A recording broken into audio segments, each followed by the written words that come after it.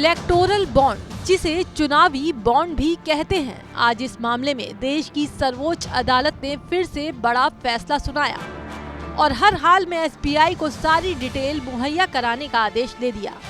ये एक ऐसा फैसला है जिसे सुनकर कुछ राजनीतिक दलों को झटका लगा तो कईयों की खुशी का ठिकाना ही नहीं रहा। उन्हीं में से एक दल है सपा, जिसके मुखिया सुप्रीम कोर्ट के फैसले से गदगद नजर आ रहे हैं। अखिलेश यादव ने इस मामले पर खुशी जाहिर करते हुए कहा, सुप्रीम कोर्ट के जरिए अब लिस्ट तो आ जाएगी, लेकिन बॉन्ड खरीदने वालों की सूची जनता को पता चल पाएगी या नहीं, ये बड़ा सवाल है। साथ ही सपा प्रमुख ने मजाकिया लहजे में कहा कि हमें तो कम चंदा मिला, ज्यादा मिलना चाहिए था। मुझे खुशी है इस बात की, मुझे पूरे देश की जनता को इस बात की खुशी है कि सुप्रीम कोर्ट के माध्यम से कम वो सूची आ जाएगी, जिस सूची में ये पता लग जाएगा कि इलेक्टोरल बॉन्ड्स किन्होंने दिए हैं। अब सवाल ये है कि वो सार्वजनिक होगा कि नहीं होगा, हम और आप जान पाएंगे कि नहीं जान पाएंगे। बीजेपी तो जानती है कि उसे कहां से चंदा मिला है, या हमें चंदा मिला होगा तो हमें तो पता है कि कहां से चंदा मिला है। ये जनता जान पाएगी कि नहीं जान पाएगी, ये सबसे बड़ा सवाल है।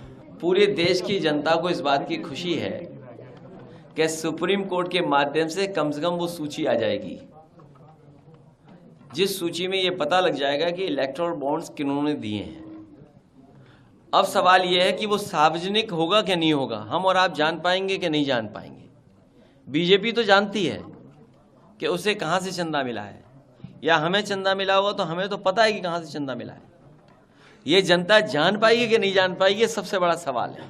इसलिए हमें उम्मीद है कि सुप्रीम कोर्ट के माध्यम से, या जो साथी इस बात को चाहते हैं कि जनता जाने, तो मुझे उम्मीद है कि देश की जनता जानेगी कि इलेक्टोरल बॉन्ड्स बीजेपी पे जो आए हैं या अन्य दलों पे जो आए हैं वो किन किन के माध्यम से पहुंचाए।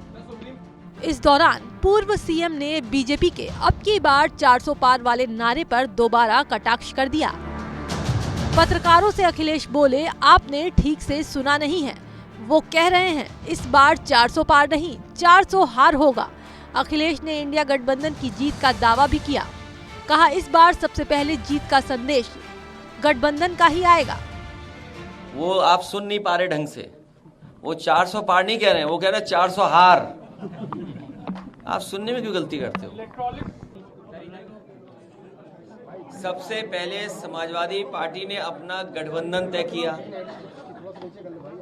सबसे पहले समाजवादी पार्टी ने अपनी सीटें घोषित की, सबसे पहले समाजवादी पार्टी ने अपना प्रचार शुरू कर दिया, और आप देखना सबसे पहले जीत का भी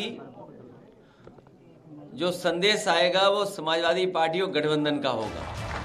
इतना ही नहीं, सपा मुखिया ने बीजेपी के सबका साथ सबका विकास वाले नारे पर करारा प्रहार किया, कहा ये नारा सबसे ज्यादा झूठा है।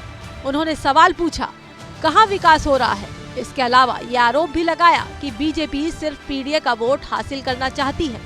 तो भारतीय जनता पार्टी पीडीए का केवल वोट लेना जानती है, लेकिन उनको हक सम्मान नहीं दिलाना चाहती। ये जो नारा देते हैं सबका साथ सबका विकास, ये सबसे ज्यादा झूठ है। सबका साथ कहां दिखाई दे रहा है?